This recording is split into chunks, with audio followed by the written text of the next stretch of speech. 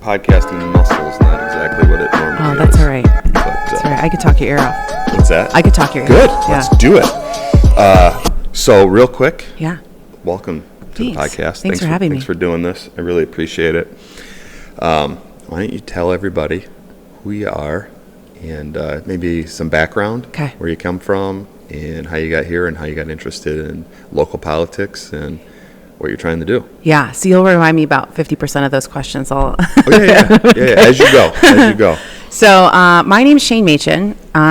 Who I am is I'm a wife. I'm a mother of two girls that are 10 and 7. I'm a lawyer. I've been a lawyer for going on 12 or 13 years now. And so I have, just until last October, I've always been a public servant. So I was a prosecutor in California. I've been a prosecutor for the tribe. And then I went to work for the state of Michigan for about 3 years, which was an incredible experience. It really opened my eyes. And while I've always been involved in politics from, I think, the age of 3rd grade, I ran my first class president campaign, lost terribly, but learned a lot of lessons in 3rd grade. And I was always involved in something related to government or politics. I really think it was those 3 years at state government that solidified for me, like it was time. Not just that it was something that I was going to do, but it was something I was going to do now. So that's just the general intro. I mean, So are you from California? I was born in California. I lived there. My mom moved us here at, I think I was about 10 years old. I went to 8 different schools, I think, in 8 years. My mom was a single mom, so we did a lot of moving around. And when we moved here and, moved to Manistee, I started the 8th grade at MAPS. And that was when, that really felt like home. And so because it was, I spent my most time in this community, when it was time to really think about where we were going to settle down after we had our first kid, Manistee was just like, there was no other option. This was home. My parents are here, my husband's parents are here, and our friends are here. And so there's like a special place in my heart for Manistee. When people ask me where I'm from Manistee, even though, I have those California years still in me, I'm sure. This episode is brought to you by Brandon Ball, broker owner of Dwelling Realty, Keller Williams, Northern Michigan. Are you looking to sell your home? Then look no further. When you list your home with Brandon Ball, you'll get a trusted advisor who will guide you through the entire selling process. With extensive knowledge of the local market, he'll help price your home competitively to attract the right buyers. And with proven marketed strategies, your home will be seen by the most qualified of buyers. With 17 years in the business, you'll have someone experienced who's on your side. Contact Brandon today to get started selling your home. 231-690-4981. That's 231-690-4981. Or Brandon at dwellingrealty.com. This episode is brought to you by Just Clean, Manistee's premier car wash located at 146 Cleveland Street or just north of the US 31 bridge. Choose their ultimate car wash, folks. That's what I always do because I can't stand my truck being dirty. And the ultimate car wash is the best. It includes a triple foam conditioner, ceramic coating plus wax, and a 60-second heated blow dry. Get in, get out, get looking fly, get the dirt and dust and grime off your vehicle. Choose Just Clean Car Wash of Manistee.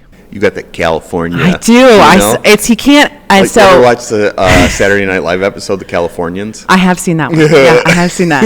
Yeah, and it's not that thick. No, my poor children too. They say milk and pillow just like I do. Yeah. We still say soda. There's a couple of words we just can't shake. So. Where did you graduate high school? 2003. Okay. Yeah. Our path didn't cross. I graduated in 97.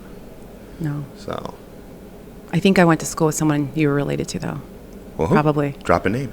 I feel like, I went to another school with another Beaudry. I probably should have. Chad? That sounds That's my familiar. brother. I don't know what year he graduated. Sorry, Chad. But that probably pretty close. Well, it was probably 2000, 2001. Yeah. I got an older sister, so it wouldn't have been that great. No. I think my wife graduated in 2002. Okay. Yeah. So close. Yeah, close. I'm sure I know your wife. I'll have to send her a picture of you. You know this lady? She's running District 7. Yeah. That's where you're running. Yeah, so it's from the water to Maple, and then it goes from the bridge, but it includes all those new condos, those new builds after. And it goes till about Murky, but there's a lot of carve-ins. Yeah, great picture. Yeah, I pulled this off of your Facebook page. Yeah. Well, we live right over here. Yeah. So you're not our district. Yeah, you're one of the carve-outs. I'm one of the carve-outs, yeah. But this is an interesting district. Yeah, and it I is. think an important district because it really encompasses a lot of the larger parts of the city and the highway. Mm-hmm. So what's your goal? What's your mission? So I mentioned I moved here and I started the 8th grade. I have only ever lived in District 7 in Manistee. So I lived in 3 different places. Two places with my mom when I was younger, over on Hancock and over on 10th Street. And now I live on Ramsdale. I'm, sharing that publicly. In the past, I never would have done that until I realized literally on like everything they put my name on, they put my home address on. Yeah, they so have I was like, to. yeah, they do. Yeah, that's a thing. So there it is. I live on Ramsdale. I've only lived on 7th Street. So I feel like I know Ramsdale today, and I also knew it 20 years ago. And for me, that is really important perspective for this area. I like that you said it's a unique and important district because it is, because the city is divided. And I think, there's divisions, 31 is one of the divisions, and Maple is a division. I also think there's just a reality that there's some economic differences between 7 and the other half of the city, which is 6, which is where Commissioner Goodman is currently seated. Mm-hmm. And so I remember when this part of the city looked different, when it looked loved and it looked invested in and it looked cared for. And it's just, that's not what it looks like anymore. You can, I go down Ramsdale and Sibben and Engelman, all of those working class, family homes that were there when I was growing up. It's a different base. And it really feels a bit forgotten about. We have always, for 20 something years, we talked about, the Century Boat Building and look how, we got to do some reinvestment there, and it sits vacant. And if you go and you stand in front of the Century Boat Building and you look out, not towards the water, but towards the city, I have a hard time thinking of an investor who would want to invest in that space. And that's not, shade to that area. It's just an area that's underinvested and undercared for. And so my neighbors, the people that live in my district, they're hardworking people. They're people who are, the people that keep our tourism industry running, that keep our factories running, that keep our community running. And they deserve a city that looks cared for. And right now, that's not what they have. And so when I think about 7, I think about those particular plans. But when I think about the county as a whole, a lot of the issues that 7 faces, lack of affordable housing, lack of jobs, lack of daycare, which nobody talks about. All of those, while they face county residents, they also face the residents in 7. And so I feel like we are just like a microcosm of everything that goes on in the county. It's just, you go into this area and you can really see it. What are your thoughts on daycare? I bring that up because I got a really good friend of mine. I'm not going to name drop, but because he just, as much as I want him on the podcast, and he'll know who I'm talking about, we can't talk to each other on the podcast. Okay. It gets all like, anyhow, the daycare conversation is happening largely in a pocket of people that are, I don't think, as diverse as we need that pocket to be. Yeah. It's a lot of people that are looking at daycare from an area where, they have daycare or they don't need daycare. So the conversation, I think, is with a group of people, but it's a small, narrow, ideology of what daycare should look like or could look like in our community. What are your thoughts on daycare? Well, my thoughts are far more realistic than they are, ethereal. Like when the tribe closed that daycare center, we lost about 100 seats. Yeah. MCC, a year later, I might be off on my timeline by a few months, closed their daycare. We lost about 25 slots. So this community has lost 125 slots of daycare in the past few years. And that doesn't account for, small home daycares that had, 4, 5, 6 kids that aren't able to operate because, it costs $10 to get a bag of grapes these days.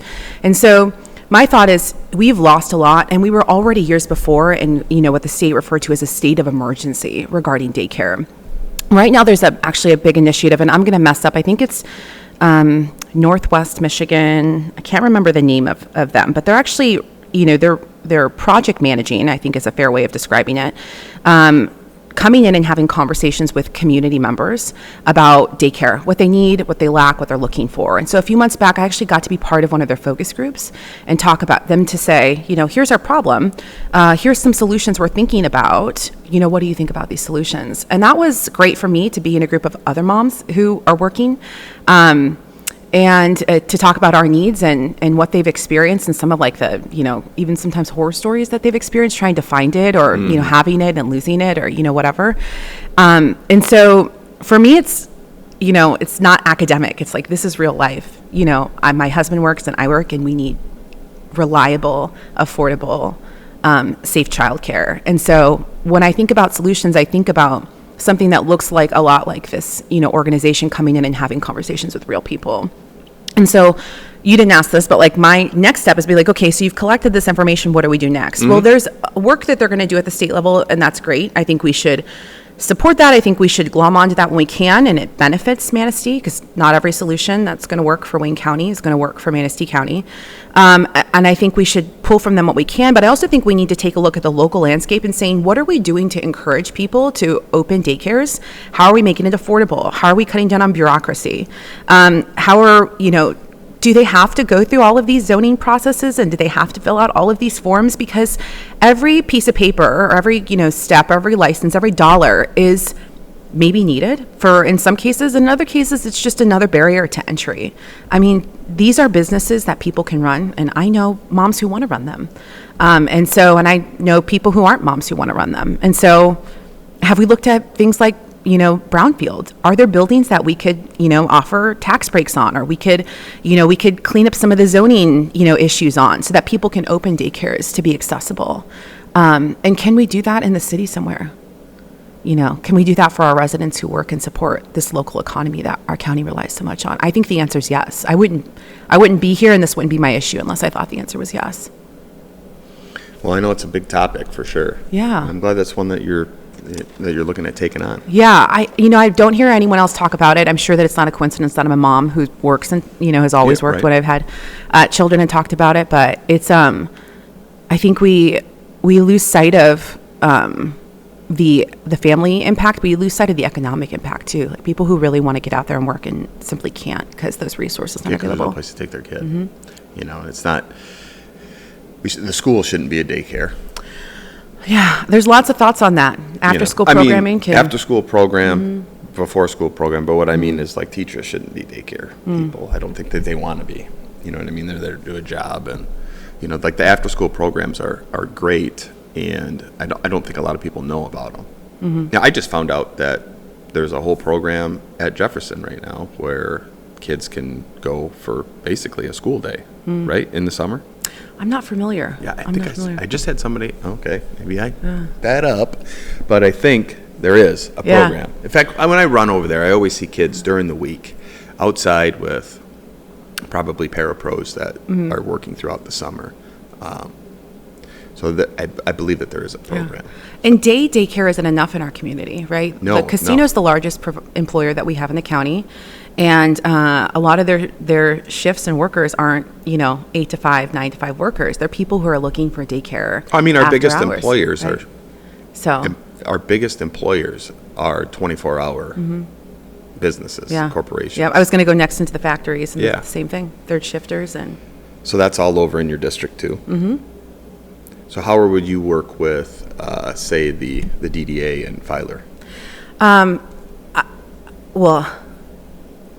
It leads us into this like larger Let's go. concept of collaboration, which we need. Which is that's also one of the things that I've been talking about. So I'm going around talking about jobs, daycare, housing, and collaboration. And so don't let me forget about Filer, because I will as we keep talking. But so when I took the position getting into this, that if almost my entire district is within the city, then the business of the city should be my business too. So I'm going to all the city council meetings. I'm going to not just their meetings, but their committees and commissions and boards and authority meetings. Like, what business are they doing? Because the people of 7 are city residents and county residents, and we should have the benefit of seeking out redress, I guess, as the Constitution would call it, from all of those elected officials. And so as I sat down,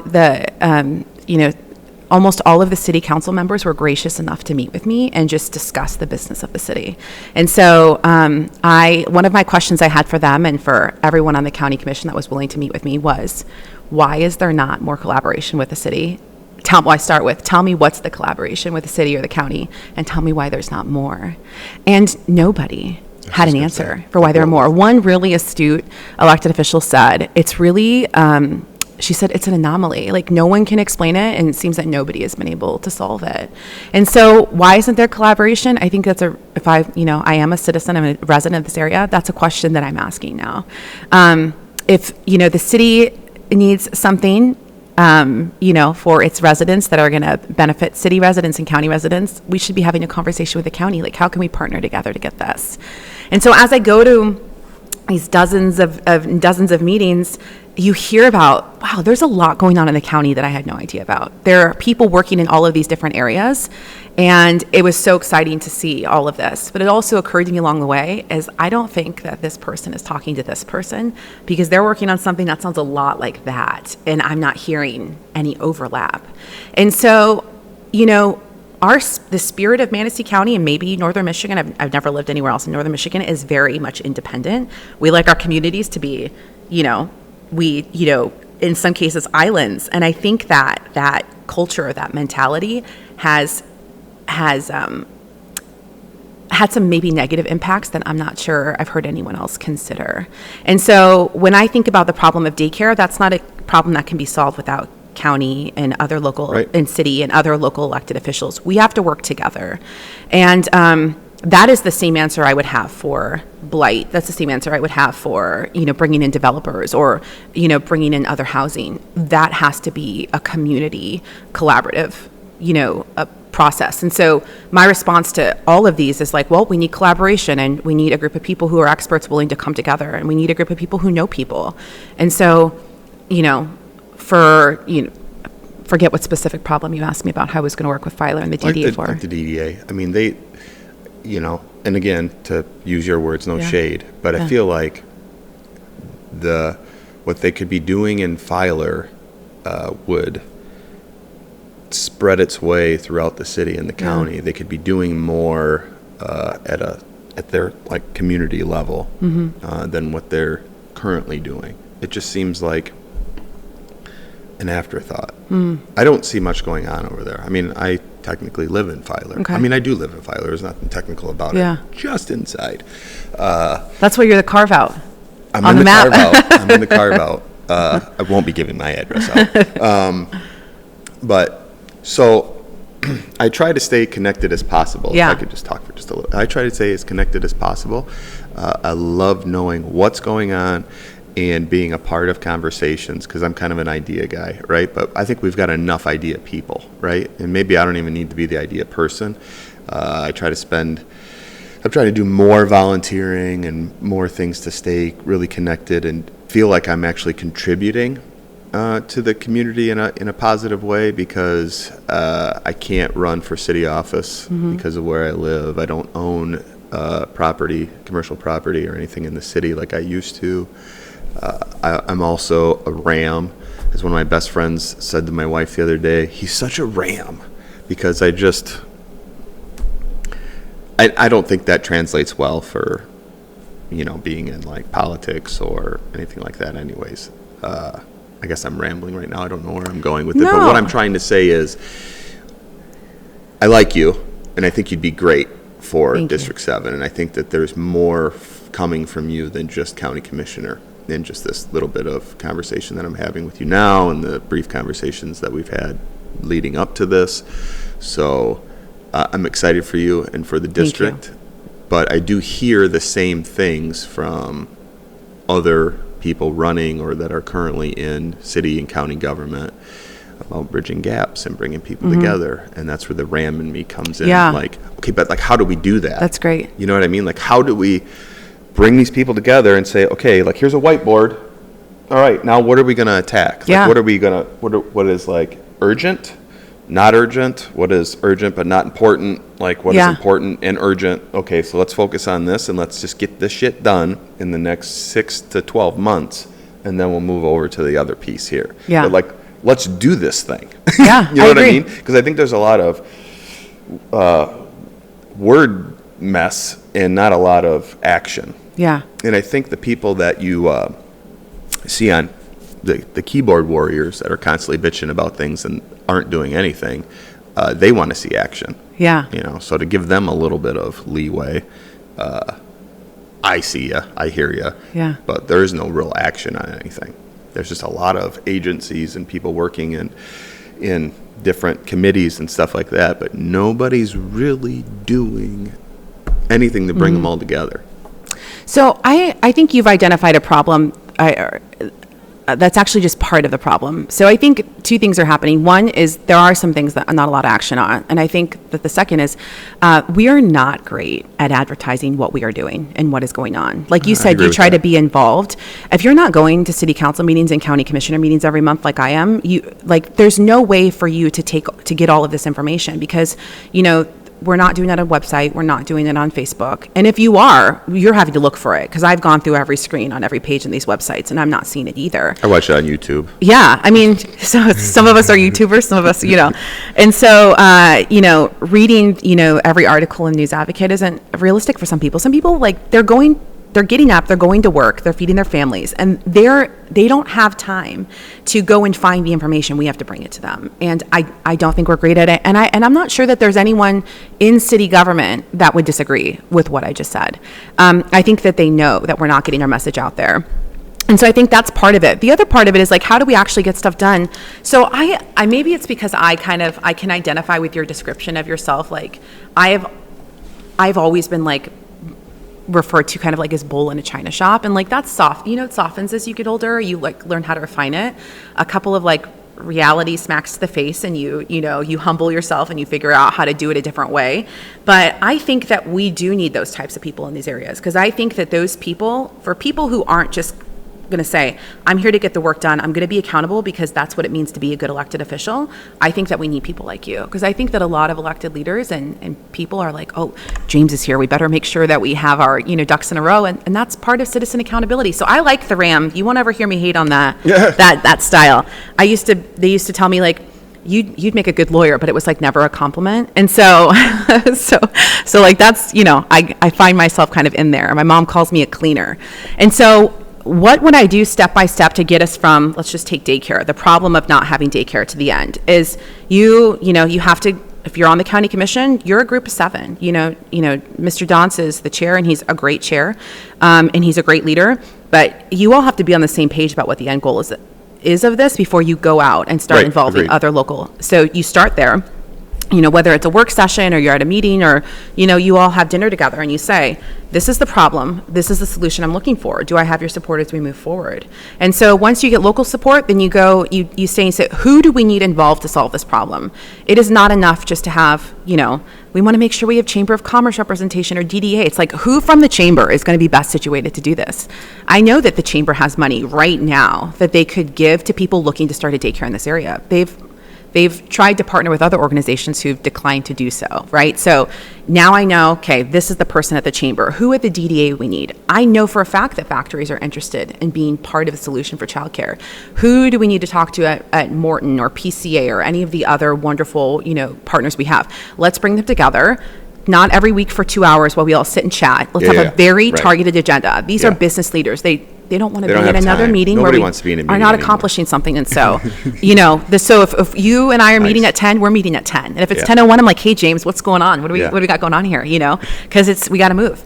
So you come together and you say, here's the problem. Here's the solution I'm thinking. Here's how I think we get there. What can you contribute to the solution? What do you have? What do you have? What do you have? Where did I miss my assessment of this problem? Is what I'm suggesting, is that enough for your people? Great. Not enough for your people? Let's have a conversation. And so you bring people, and I've managed problems like this at the statewide level. And, when I worked for this last administration in my last position, and you bring people together and then you set timelines and you show up at the meeting, you're do you have so and such done? No, why not? What are your barriers to solving that? And you do it with a smile and you do it with, some muffins and coffee around so that it feels really friendly, and you hold people accountable. And if you see that you keep coming back meeting after meeting and things aren't getting done, it's time to have a conversation about, like, maybe this isn't the best fit for, this piece of the puzzle. Maybe we need to bring other people in. Maybe it's time to reassign it. Maybe it's time for me just to do it myself, which I got to be honest is kind of my default, right? If you want something done right, you just, take care of it, right? And so, that's it. And it's simple, but I also understand that government, being someone who's been in government for 10 plus years, takes time. But, I don't consent to 3 years solutions on problems that we need solutions to in 90 days. And so I think it's just a matter of having, the right person leading the group who has the right motivations to really push it through over the finish line. Wow, that was awesome. Yeah, thanks. You wanted, you asked, right? Yeah, and that's what I want. And that's what people that are watching and listening are going to want to hear and see you say. Can we talk about investment in the community, business, and jobs? Yeah. Okay, so I think that your district, to go back to what I said at the beginning, is one of the most important districts. Not that any other district is less or more. I just think that this district is super important because of the 31 corridor that runs there. How are you going to bring, or what are your thoughts on bringing development, business that's going to create jobs? Like how are you bringing those handshakes to the table, bringing people in to the community that makes sense for the landscape, especially in the district there, but also is going to bring jobs for people in this community that desperately need work that's, that's going to help pay the outrageousness of rent and help them purchase homes in a community that I think, real quick, there is a house we bought. So we live modestly and on purpose, right? And my wife and I purchased our home 10 years ago. It was a family home, but we paid market value for it through the estate. Today, it's worth, if I'm just kind of looking around on Zillow, it's very similar homes to ours. It's like 3 times as much as what we paid for it. And we consider our home a starter home. It's like I said, it's modest, it's 3 bedrooms, it's a ranch style home. All right. Now there are houses for sale today that match that description.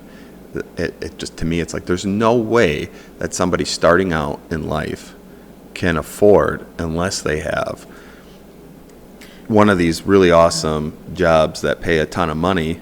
But the barrier to entry to those today is pretty high as far as what's available. Like, so how do we bring people in, get them excited about Manistee and building? I mean, take the hotel out of the equation. That's a unique situation on the lake. I mean, I think the hotel is wonderful. So people are going to be upset that I said that, but I've been saying that for a while. I really like that development. I think when you talk to people that come here to visit, or that just driving through and need a place to stay, when I run into those people on the street, they love that hotel and they come downtown and spend money. I'm looking for somebody who can bridge the gap that we have for bringing business to 31, because right now we just don't really have it there. Now I know we're unique. The lake, the channel, the way the county is positioned, the way the city is positioned, the kind of, in my opinion, the kind of growth that I'm talking about probably can only happen on 31 through Parkdale, as far as like larger businesses. And I know that we have 6,000 residents, and that balloons in the summer, and the county balloons in the summer. So we're trying to convince investors that, hey, you've got this window of opportunity where you can really make some money, and you're just going to have to do like an accordion come summertime, or or come in the off season, fall and winter. Because they're like, we're trying. I'm just going off the deep end here, and I'm sorry, but I promise I'll get back to what my original statement was. So my business partners in the racing company, like, our focus is like outdoor recreation, and we're trying to get the the trail system put together. I would love the railway reroute to happen today, and get that stuff connected. I know that probably not in my lifetime I'm going to be able to enjoy those trails, but maybe my grandkids will. But like, how do we do that? Bring business in, bring jobs to the community, and help people that are here, like, trying to find a place to live. Like, we're not going to get people to move to town that want a job if they can't find a place to stay. And the hospital, I'm just going to go off. So many things, but like, I would love to see somebody who can like go across the table and say, yeah, you need to come to Manistee. And they're like, yep, I completely agree with you, Shane. We're going to do this thing, Yeah, there was a lot packed into there. I'm gonna avoid it. No, it's okay. I'm gonna avoid my instinct to answer all of it, and we can get to different pieces later. So the way that I'm not a developer. I don't really run in a lot of developer circles. That's not really my constituency of people, right? We're more like, we're pizza takeout people. In this community, you're going to eventually be at those tables. Especially at this district. Here's what I'll be bringing to this table is. There is a reality when you talk to people that there are two different visions for Manistee that are on the table. There is one vision of people who are like, we want it to stay small. We don't want anything to change. We want it to keep, we want jobs. Let's protect the jobs we have. No big developers, no Culvers, no Hampton Inn. This is what we want. And then there are the other group of people that are usually younger. I'll be really honest, when I'm going door to door, when I'm having conversations with people in the community, they're usually younger, that say there aren't enough jobs, there aren't enough housing, there isn't anything for my teenager to do here. And both of those people, their voices seem to be as loud as the other. And it just depends on where you go. And my vision for Manistee is I want us to be small enough that my kids can stay humble, but large enough that there's opportunities for my grandkids to be here. And what you said is I might not be able to enjoy these trails, but maybe my grandkids were. I think what we don't often think about is we're not building a future Manistee for ourselves. We're actually building it for the generations that come after. 100%. And so when you talk about things like the railway project, even the change to the 31 corridor, is it going to have an impact on our lives if we're, young-ish or younger? Yes. But we're really talking about 20, 30, 40 years from now. We're talking about the families that are coming after us when we talk about these huge changes. What do they need? What kind of world will they be living in? What will the economy be then? What will the dollar be worth then? How is the culture going to change? And that is the Manistee that we should be building. And you don't have to consent to every, piece of craziness that the culture is trying to place upon you. But you decide, humble enough that my children can be raised here and go to college but large enough that people can come back and find jobs here. When I came back, I had incredible opportunities because of, the tribe. I'm always going to credit them for that. And when it was time to go get like my big girl job, I had to go to Lansing. And a lot of people feel that way. A lot of people feel like I have to, if I'm going to go get that job that's going to help me have the skills I need to come back and invest in my community, I have to leave. That's unfortunate. And so what are we going to do to attract developers? Well, it's, that relationship isn't different than many others. What are you bringing to the table, Manistee? If I was a developer, I'd be sitting across the table from you and saying, what are you bringing to the table? And the things that people don't think about that help to attract developers is zoning and planning. If you have every community you're bouncing into, there's different zoning and planning problems and rules, and that makes it difficult for a developer to come here and say, I don't just want to build this building. I want to build this, and I want to build that, and I want to build that. And so how are we working together? Is the fact that everyone is doing, or almost everyone is doing their own thing in the way of zoning and planning a problem? That's a question we should be asking ourselves. We're creating a new plan for the county. I got to take part of that process a few months ago where we all come together and say, this is what the county needs. And, at the end of that, we'll have a vision for the people who, showed up and participated in that vision. And, we need to say, like, is this the future Manistee that we want?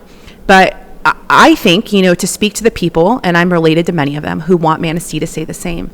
I think if that you're not moving forward, you're falling behind. Now, that's not to say you have to invite every big corporation into Manistee that wants it to. I think that you have to be very strategic and thoughtful. I think Culver's was a great fit for this community. I think that they're family friendly. I think that the emphasis they put on their staff, and that they put on friendliness and they put on service, I think that fits in with the culture. Not every developer wants to bring something that fits in with our community. And you have to ask those questions. And so what is Manistee bringing to the table? A whole heck of a lot, right? With the channel, with the water, with the natural resources. And so I think that we're a Northern Michigan paradise. I'm also tired of being the best kept secret in Northern Michigan. Yeah. You know, we have something to offer. And as people see that, I think that the opportunities for our children and our grandchildren are going to increase. And for me, that's a good thing. My parents love having me here and their kids here, and my in-laws love having us here. And I want that opportunity too. But I need to make sure there's a job and a house. And, if my kids have kids, childcare. And so that is why, all of that kind of comes full circle, to say we got to think ahead. We can't just be all up in our feelings about, decisions being made today. So I think I answered a lot of your questions. I think you have a couple more, though, in there we got to get to. Yeah, my brain is just rolling over. Yesterday, I was driving I was all over the map yesterday, Mason County, Benzie County. Yeah. Listening to the radio station, and I was listening to the mom, WMOM, and Chris had on, he's a mortgage company, I'm forgetting the name, but anyways, they were talking about mortgage stuff, but then they started talking about, like, who are the people that are coming to Mason and Manistee County, and they kept saying tourist community for Ludington, and then one of the people from the mortgage company was like, "Oh, Manistee's the same way. It's a tourist community." Look, I get it. I've lived here my entire life with the few little pit stops in other places, but the majority of my life, 40 plus years, has been here in Manistee. How many plus 40? I'm Care to share? 45. Okay, there you go. So I was in the Air Force for a while, and Nice. Thank you for your service. yeah, you're welcome. You are welcome. I'm one of those vets that's like, yeah, you're welcome.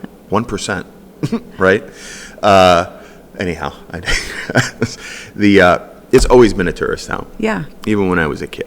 All right, but it's ballooned more. When I graduated high school in '97, it was 120-ish, I think it was even higher than that, maybe 140 kids in my graduating class. This past graduation, my daughter graduated high school this year, it was 80-something.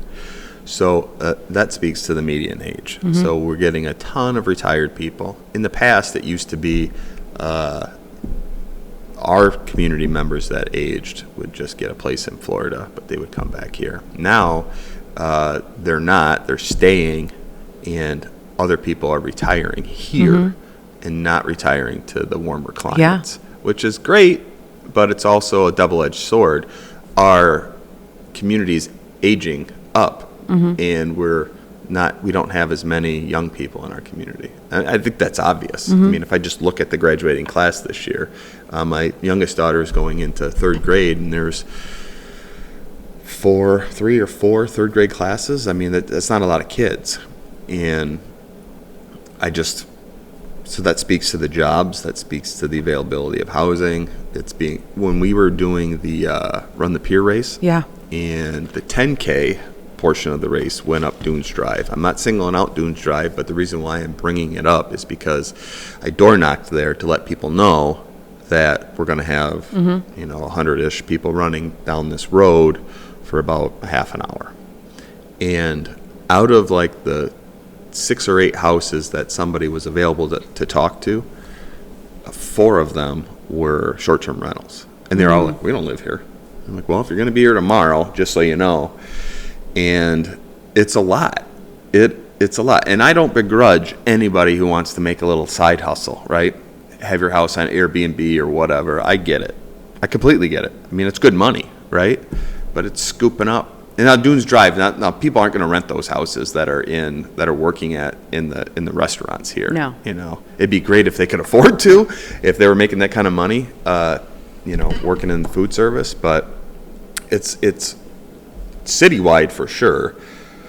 The amount of housing that is scooped up, the short-term rentals that could be used. I know somebody who has been in this community. They're retired now. They've been here their entire life, and they own a home just on the outside of town, and they own a home in the city, and they don't do anything with this home in the city except hang out there when they have appointments and doctor's appointments in town.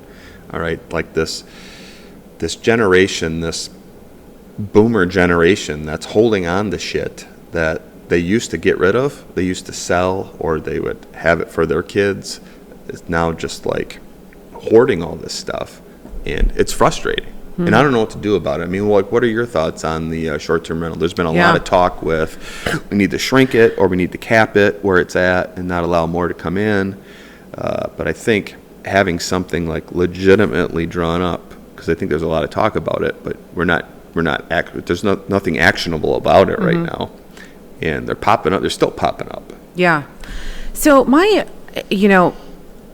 I think before we take any action on it, can we have an assessment of how many short-term rentals, how often they're occupied, what is, the average price of the short-term rental? I know that, the tourism, I don't know if it's Manistee Tourism Board or, the Manistee Tourism provided some recent information in a News Advocate article that I read about how the cost of those short-term rentals have gone up 11% year over year. The number of short-term rentals have gone up year over year, but there's no map of where they are, where they're concentrated. So for me, I hear a lot of people diagnosing this as a problem. I would just love to see the data to support that. I would too. Yeah. So if you show me data and you say, here are all the short-term rentals we have, here are the problems we've been having, here's how many law enforcement calls, which people don't often think about. There are way more law enforcement calls to these short-term rental places than they are, your average run-of-the-mill home.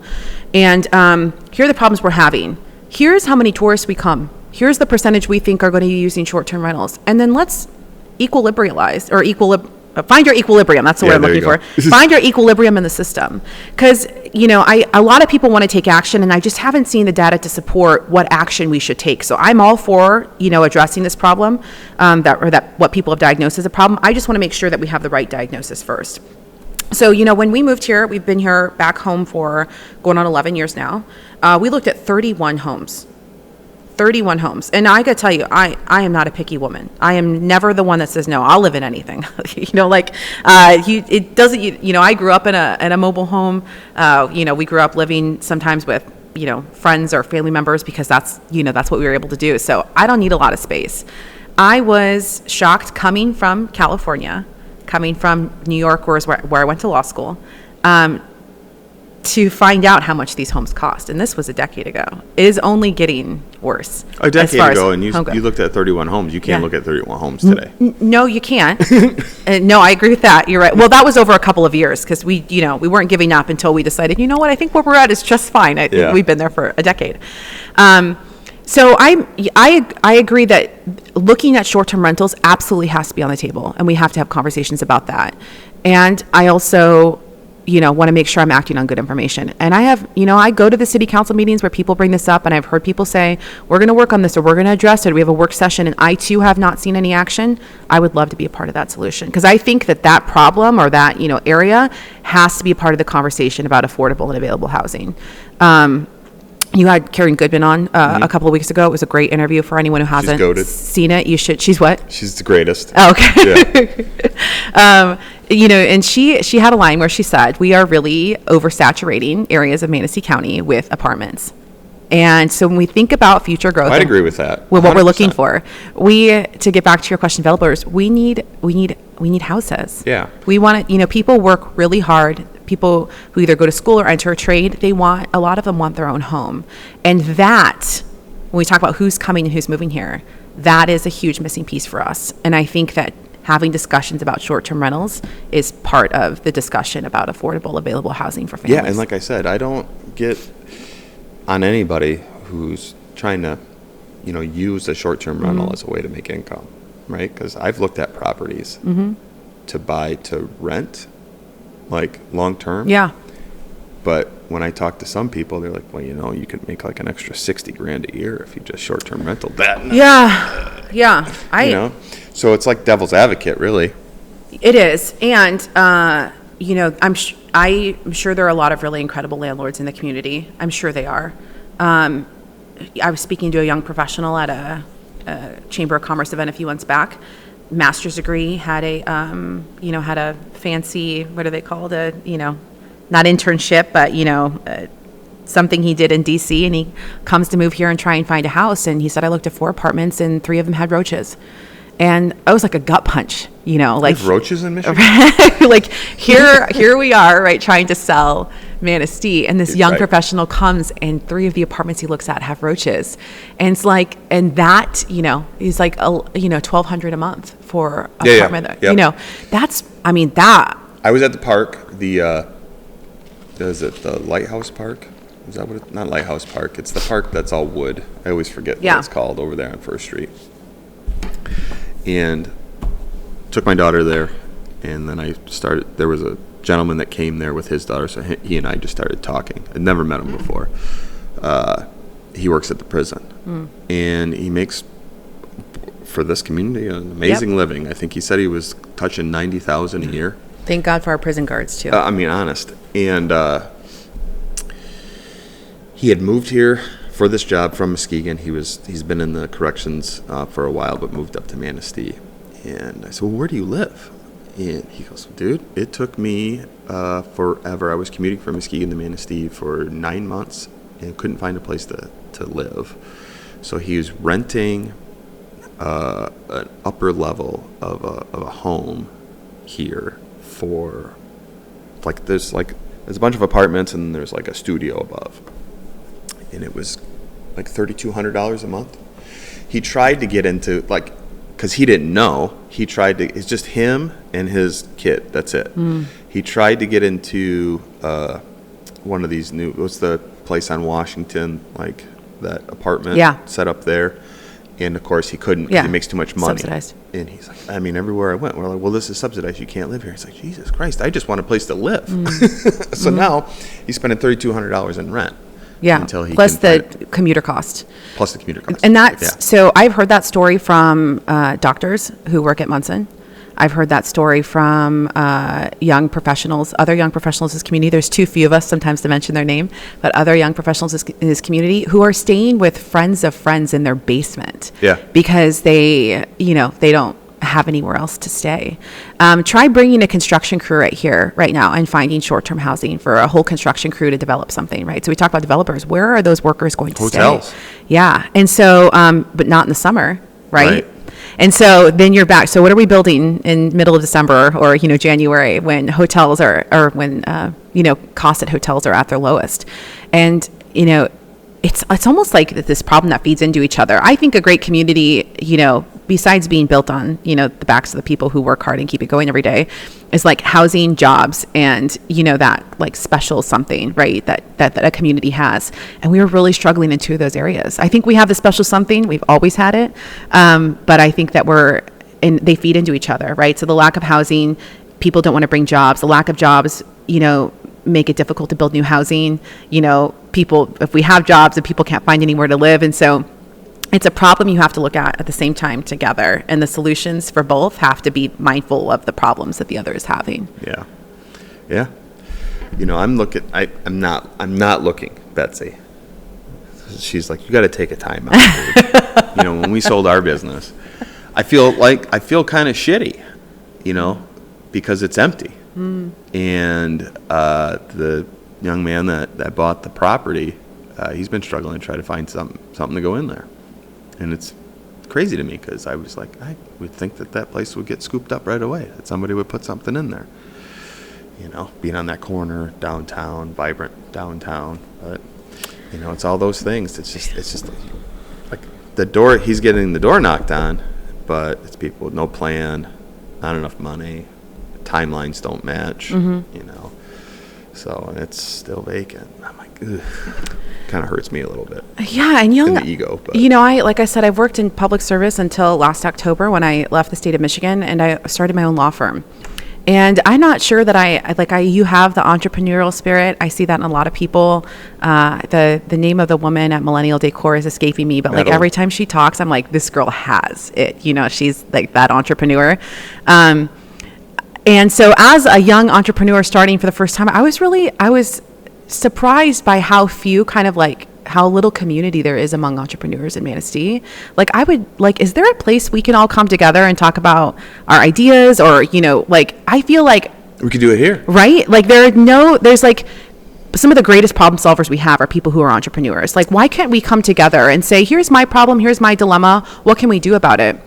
And so when I hear you say that, I think like, man, I wish this guy didn't have to do it on his own. I wish we could have, conversations in community to try and help people come up with some of these solutions and benefit. I've had a lot of those conversations. Yeah. That just to kind of dovetail on that whole entrepreneur thing, because I think people get it twisted that entrepreneurs are just people that own a business, like a small business. But I think really what an entrepreneur is we're idea people, and you're Rams. We're Rams for sure. And I've had conversations with Madeline and other younger people that are interested in either helping fund or kind of like be the backing for some businesses, but bringing the people that are going to do the real hard work, running the business, doing the business, bringing those people into a room and saying, hey, you've got a plan that we're behind. We've got some money to help start you up. Those conversations, I don't know if they're happening. I'm trying to have those conversations with people, but then it's like, okay, we all got to get on the same page. Like, we've got a bunch of money over here. We've got somebody that wants to do this thing. How can we make it work so that it benefits the whole? Because, providing capital to a business isn't charity. Yeah. Like that money needs to come back with interest, but how can we help to fill these gaps, in the community? Because there's a bunch of people out there that have like a dream. You know what I mean? Because I was running businesses for other people for a long time. And when I finally was like, I'm going to do this thing, it's scary. Different for us because we had the capital. So we just said, all right, we'll put the plan together. This is going to work. It's got to work. It's got to work because we're doing it. But now, moving other people with that same dream. There's a ton of people out there that have a dream, that are sitting behind a desk someplace that are like, man, I could really do this thing if I just had a nudge, had a piece of property, had a partner, little extra money, because a lot of times banks aren't going to go, well, this is a great dream on paper, but we're not going to give you $200,000 to start this thing. Like we did this Spark thing here, and I thought as a concept, Spark was amazing. All right. But the winner got $5,000. That pot should be a lot more. It should be a space with a decent rent, and it should be enough. Like for me, for example, if I was to do Spark for Manistee Beverage, $5,000 wouldn't even pay for an eighth of the inventory I would bring in. Right? I was spending tens of $1,000s 5 days a week, bringing in product to the store. So. It doesn't really lift. If we brought that back, there should be enough money to where we can say, hey, listen, Shane, we're going to give you $50,000 if you win. With $50,000 isn't a small amount of money, but I think it's enough to really kickstart a small business, depending on what the business is. But so I think that concept and idea could come back. I know Filer Township was talking about doing it again. They rebranded it, but it was essentially the same thing. And I think their dollar mark was around $20,000, which is getting to kind of where, and they were talking about like, we will put a business in this building and give you $20,000. So, that could entice some good stuff, but you also got to be picky and choosy too. Is it going to work in the community? Yeah. And what does the community need? So like when you look at our downtown and you're thinking of empty buildings, what do we need? Well, like we need a men's clothing store, right? And the chamber I know has tons of ideas. Need a men's clothing store. And those seem like how many men? Trust me, you need a men's clothing store. I don't want to have to go to Traverse City or Muskegon or wherever. Full disclaimer. To clothes. Do you have a men's clothing store? All of my clothes come from the Outpost. Okay, good. I'm a Patagonia guy. Yeah. I'm a North Face guy, and I love those. I love that store. But to your point, like if I'm going to a wedding or something, I have to there's nothing here. There used to be back in the day. Yeah. Ravens. I remember. But and I bought all my ties and my suits there. Back when I had a big boy job. Even like a pet store, like some kind of a pet place. So like how many Chewy boxes, the Chewy, the dog company or the animal company online, how many boxes I see like when I go to do recycling or on the side of the road, I was like, someone needs to open up a pet place here so that people can go and buy their stuff there and they're not ordering it all off Amazon or Chewy or wherever. So that's the other thing too. I think people get confused when they're like, granted, Amazon is a behemoth of a business, right? But brick and mortar is always going to be a thing. In this community, I think it's ever going to go away. No, and in this community, a lot of people prefer it. I mean, Still. I buy a lot of shit online, but 90+% is bought in brick and mortar here or in another community, because I'm a see it, touch it, feel it, smell it kind of guy. I think a lot of people are. And if we don't have a thriving downtown, we don't have our county falls apart. I think that's true. I mean, you have to have a thriving downtown. And I don't know. Are we thriving? I think it depends on how you measure it. I think that this summer was, I haven't talked to every business owners. I talked to a lot of business owners. This was a really good summer for them. Sales-wise, it was a very good summer for them. I know that they really struggled to find workers this year too. The ones that I spoke to were like, we can't do this or we can't do that or we can't expand because we don't have the staff to cover it. And so that's hard to hear too. So yeah, it's tough. It's tough. I don't know what downtown needs. If you look on Facebook, everybody's got an idea. They do. The one thing I can't. But they don't want another auto parts store, another car wash. There's a couple of the pizza place. If they're like, if I hear one more place coming into town that's in this category, they're bothered. I have fun with that. I do have a lot of fun with that. But I'll never regret. If another pizza place wants to come to town, good for them. Yeah. Honestly, it's just somebody's you can got make a it work. dream. They want to make it work. I'm on board. But the boarded up buildings or blight's an issue that I just don't think we can really. It's talked about constantly. I think we have a blight officer now. Part-time with the city. And that's great. That's a multifaceted solution. Yeah. So he was actually, I don't make it a habit of going and speaking at city council, but that is one of the things that I went that night to speak in support of that part-time blight officer. And I said, I hear the streets I drove down, here are the things that I saw. I was at that meeting. Yeah. Oh, you were? Okay. And so here's what you need to know. And, so that's like the first step in the blight. All of the prevention work that they're trying to do right now with getting grants and things to help people fix up certain areas, I think is going to be great. That's actually not what I'm talking about. I'm talking about the mattresses that have been on the side of your house for 6 months and the pumpkins that are there 4 months later rotting and those kinds of things that I don't want to have an officer come and take care of, right? And for some reason, certain parts of the community, you see that a lot more than others. And so I'm hoping that all of those prevention resources will really cut down on the steps that happen after, that officer might make a visit or something like that.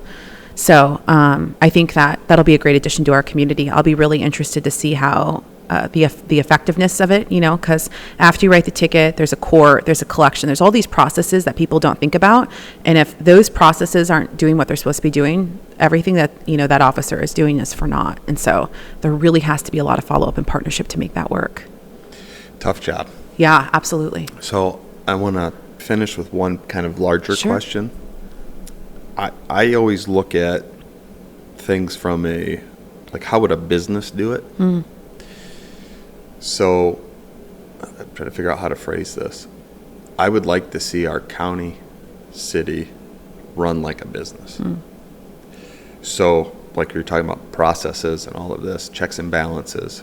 I think that there's a bunch of processes all over the place, but no checks and balances. What are your thoughts on, or how would you, if you were going to run it like a business, bring that all together so that we can have like a flow, more of a flow? And again, it probably comes back to bringing people together, bringing the committees together, bringing these leaders together into a room, and like I said, figuring out what's urgent or what's not, but papering it in a way like this is how we start, and this is how we do everything. Yeah. How do we make it so that it's fluid?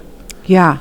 So one thing I think that government is designed to grow itself, to get bigger, to do more, right? To create a need for itself. I think that that's just the nature of government. And I think that one thing, or one reason why businesses in the private sector can be so much more effective and can be so much more nimble is they're willing to ask questions that sometimes we in government don't ask of ourselves. Is this necessary?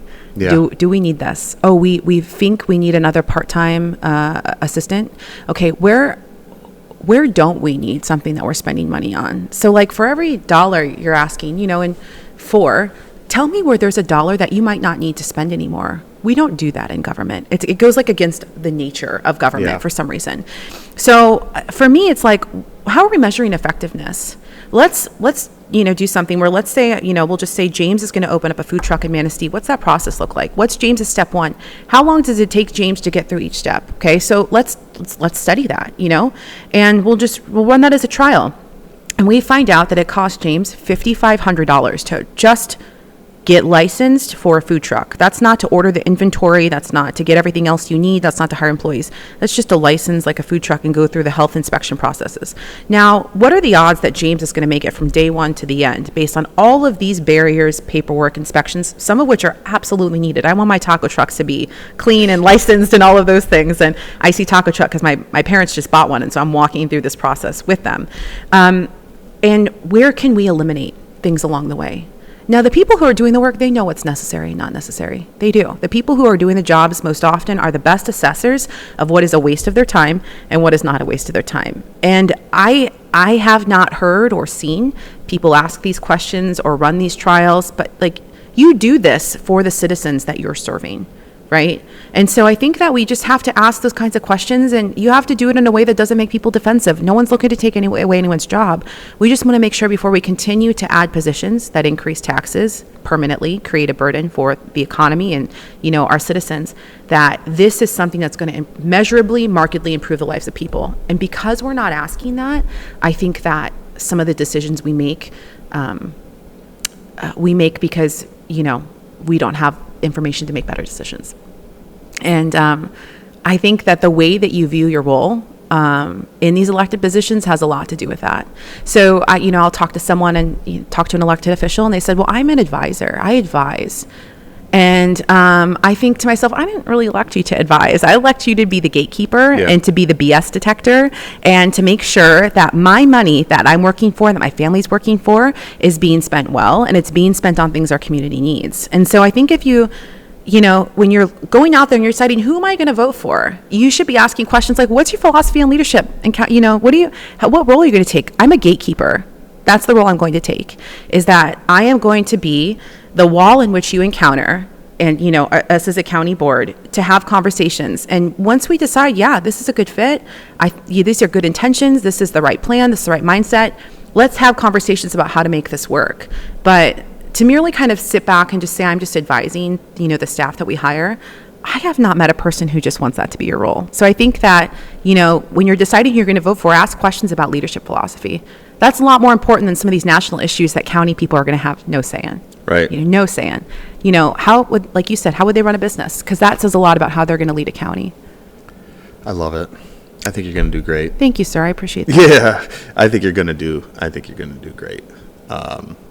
Whether you get elected or not, I think that you're going to do great things for Manistee. So I'm glad you took the opportunity to come on here today. Thank you. Thanks for having me. Listen to what you have to say. I'm excited for you. I'm excited for our county. I think a lot of good things are going to, again, whether you get elected or not, I know that you're going to be rooted in. Yeah, we're here for the long haul. I love it. Yeah. So good luck today when you're outdoor knocking. Thank you. It's going to be a lot of fun. Thank you.